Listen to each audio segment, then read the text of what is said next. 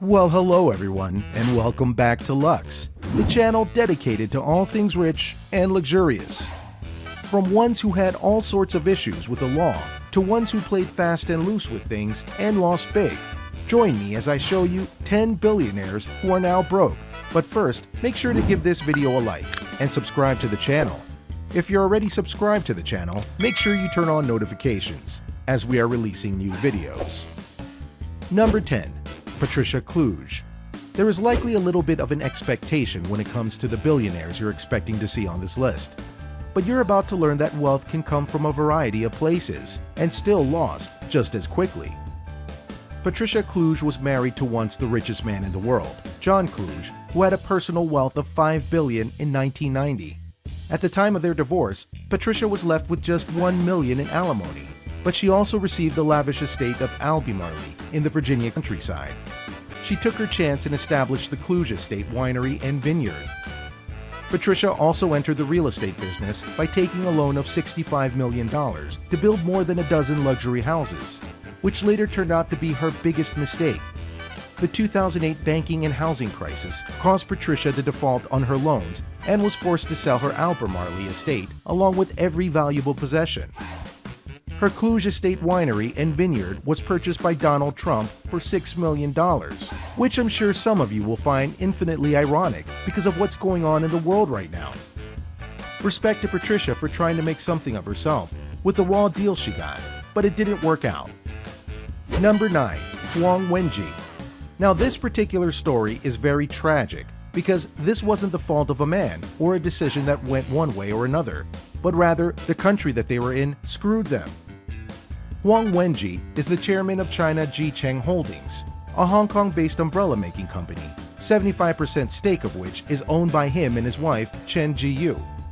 In a recent stock market dip, his company stock fell about 91% in just 2 days, tanking his $1.9 billion of personal wealth. The high velocity of the Hong Kong share market caused other companies to lose billions in market cap. Think about that for a minute. The stock market in China crashed in such a way that his stock tanked in 2 days and cost him everything. That doesn't sound like a very stable thing, don't you think? Granted, having an umbrella company doesn't seem like something that should make you $1 billion. But clearly it was working for Wei. And again, many other people lost their money because of what happened in China. Number 8. Alberto Villar. Whether we want to admit it or not, when it comes to money, people will do all kinds of things to get it. Wait until you see who's at number 1 on our list.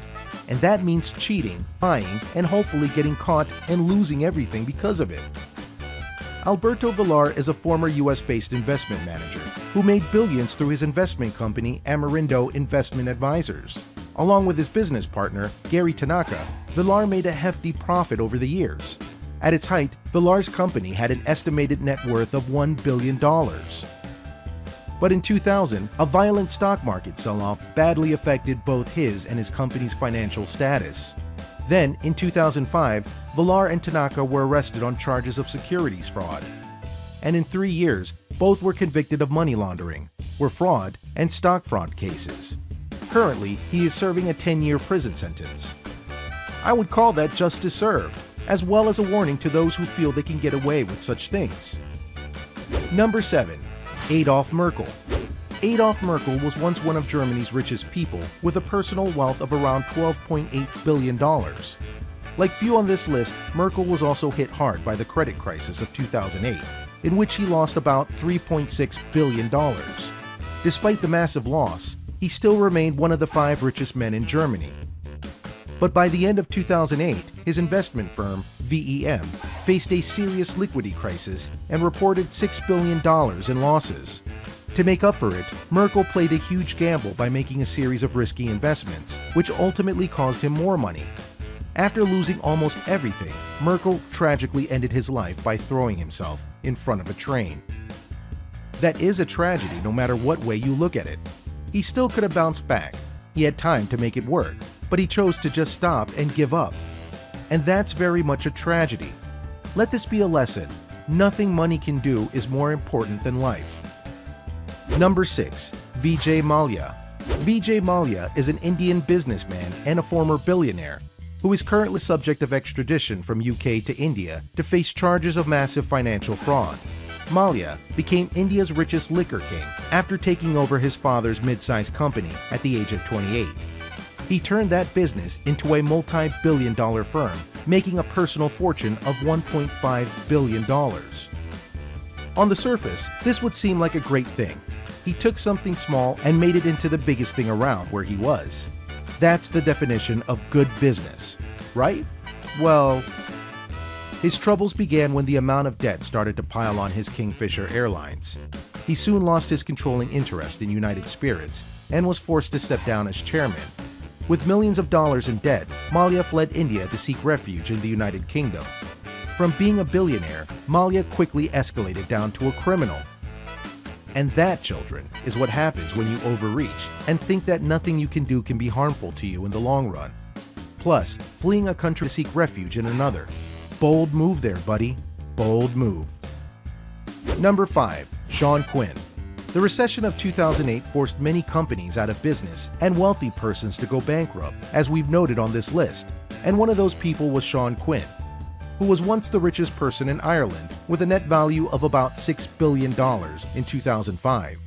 With the help of his holding company, Quinn Group, he purchased stakes in various multinational companies, including Bupa Ireland and Anglo-Irish Bank. Soon after the financial crisis hit the Irish banking system, Sean Quinn lost almost all of his family wealth, most of which is attributed to the drastic losses of the Anglo-Irish Bank. In 2008, one of his business, Quinn Insurance, was fined a £3.25 million by Ireland's financial regulator because of insider loans issued by Quinn Insurance. With multiple cases of liquidation litigation, corporate fines and fraud, Quinn finally filed for personal bankruptcy in 2011. Number 4. Elizabeth Holmes. Usually it would be great to talk about a female billionaire or two, but not on this list. Elizabeth Holmes, an American inventor and entrepreneur, became the youngest self-made female billionaire in 2015, after her healthcare technology company, Theranos, reached $9 billion in valuation and made a hefty profit. Holmes became an instant celebrity with her name on Time's 100 Most Influential People of 2015. But her time as a billionaire was cut short as federal investigations loomed over her company with allegations of potentially misleading its investors about their new, innovative blood testing technology. Following these allegations, her credibility and personal wealth both took a serious hit. Forbes devalued her personal wealth to zero, and Fortune titled Holmes as one of the world's most disappointing leaders. She was also banned from any position in her company for 2 years by the Centers for Medicare and Medicaid Services. That's why you shouldn't lie. You'll get caught eventually. Number 3. Alan Stanford.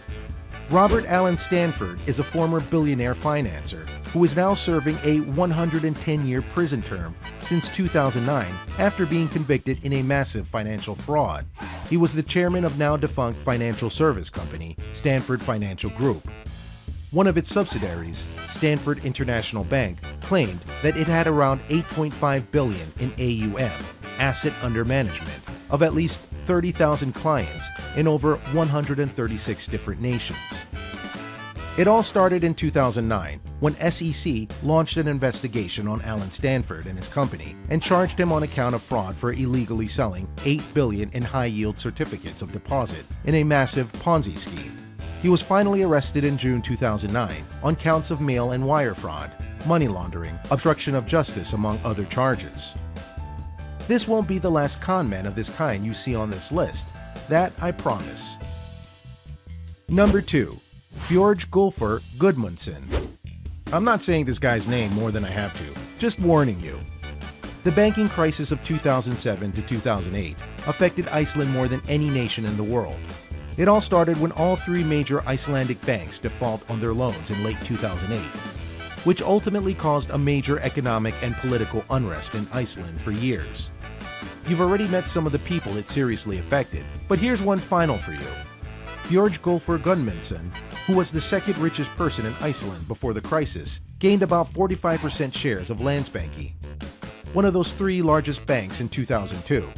According to Forbes, in March 2008, he was ranked 1,014 on the list of the richest persons worldwide, with a total wealth of $1.1 billion. Following the outbreak of the financial crisis in the country, he lost his chairmanship of Landsbanki in 2008 and declared his personal bankruptcy a year later. In less than 1 year, his personal wealth went down from $1.1 billion to zero. His son, on the other hand, Thor, which is easier to pronounce, also lost his entire wealth during the 2007 to 2008 financial crisis, regained his billionaire status in 2015. Thor is Iceland's only billionaire to date, so I guess there is a small amount of positivity in this story. Number 1. Bernie Madoff. One of the most infamous men in all of history, Bernie Madoff, did his own version of a Ponzi scheme that defrauded people of $65 billion. This is the largest amount defrauded by a single individual in the history of the world today. The true irony of the situation is that the only reason he got caught and sentenced was because he confessed to his sons, who turned him over to the authorities. But it didn't start out as a scam. Madoff owned an investment securities business and made his success over years of hard work until he was one of the biggest names on Wall Street. To further help him, he brought in family, like his sons, and renowned specialists to help make sure that the company ran good. But as time went on, things started to look out of place. And one man even proved in the course of 4 minutes that Madoff was lying about his financials, but no one would believe him. As time and the scam went on, Madoff could see that everything was collapsing, and he had to confess that it was all one big lie. Millions were hurt by Madoff, and his greed and fraud are a testament to how far a person is willing to go to make it big. Though the money that he lost could never be returned, the people he did defraud got some justice, and that he is sentenced to serve 150 years in prison. In many ways, this is a justice well served kind of situation, but it doesn't help those who lost everything because of his lies and his desire to stay on top, no matter what. You can bet though that there is one good thing to come from this. It's that various institutions are going to be working a lot more to make sure that this never happens again. And Bernie is now broke and in jail, so there's that too. So what do you think? What do you think of these broke billionaires? Can you believe what they went through in order to both get and lose their money? Which of these stories do you feel is the most compelling or tragic? Let me know in the comments below.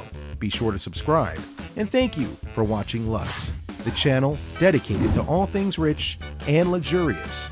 If you like this video, make sure you check out some of our other videos, and to be notified when we release new videos, make sure you like, subscribe, and turn on notifications.